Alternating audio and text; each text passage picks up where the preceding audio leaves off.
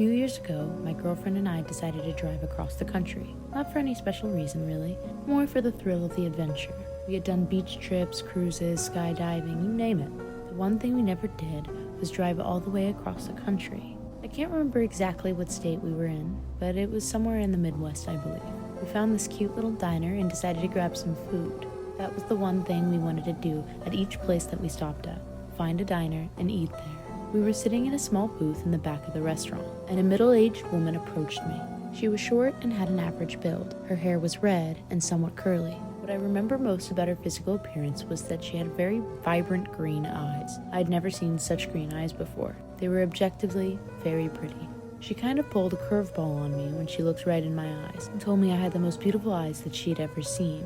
I just smiled and laughed a little. I thanked her and went back to drinking my coffee. This woman then sat down next to my girlfriend and continued to tell me about how beautiful my eyes were. At first, it was nice, but now it started creeping into unsettling territory. I could tell my girlfriend was not having any of this at all. She went into a full 10-minute rant, raving about how beautiful my eyes were and how she wished she could have them, before she finally got up and went back to her table, where she had been sitting alone. I started to bust my girlfriend's chops. She seemed a little jealous, which I found funny because she's not usually the jealous type at all. I did notice that the woman was continuously staring at me, but I pretended I hadn't seen anything. I didn't want to worry my girlfriend or make her feel bad. I wasn't gonna lie, this was starting to feel a bit obsessive. I was about ready to hit the road, and so was my girlfriend. We left and headed out. Every few hours, I would ask my girlfriend what she thought about my eyes, just to tease her. She wasn't as amused as I was. Unfortunately, while we were driving, she kept telling me that she had a really bad feeling about that woman. She claimed that something was not quite right with her. It was like she was dangerous, or at least had the capabilities to be dangerous. I didn't necessarily feel that, even though she had been a little bit wacky. Eventually, we simply stopped talking about her and continued on our trip. No more talk about eyes at all. During the night sometime, we decided to pull over at some sort of desolate mountain road. I pointed at the sky and we couldn't believe our eyes. The view of the stars looked like we were standing right there in space. It was beautiful. I took the truck off the road for a little bit and decided to open the back so we could lay there for a while and stare at the night sky together. It was lovely, and for a moment, it was one of the best moments of my entire life. That was until it became one of the most scary and startling moments I'd ever experienced. About 20 minutes after climbing to the back of the truck, we started to hear something weird. It was something like a coyote or some other type of animal that dwelt in the area.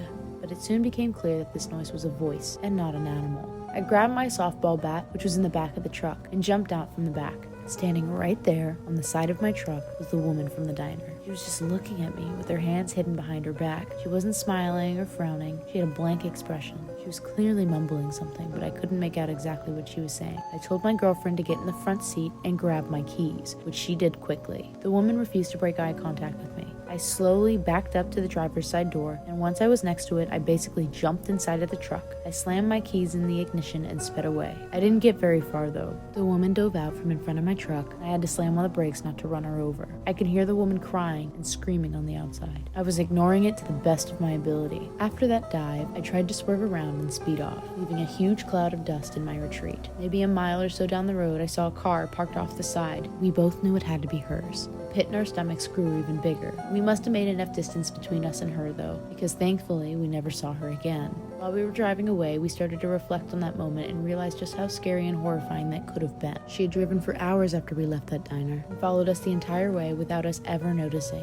She had even crossed state lines to do so. What she intended to do to us is unknown, and I'm happy it's going to stay that way. If we didn't notice her creeping up the side of our truck when we did, who knows what she would have done to us. Enough time has passed now that when we tell the story, my friends like to joke about how this woman was the monster from Jeepers Creepers because she said she wanted my eyes. It's a ridiculous little chapter of my life, and one I'm happy to have escaped from with no real harm done.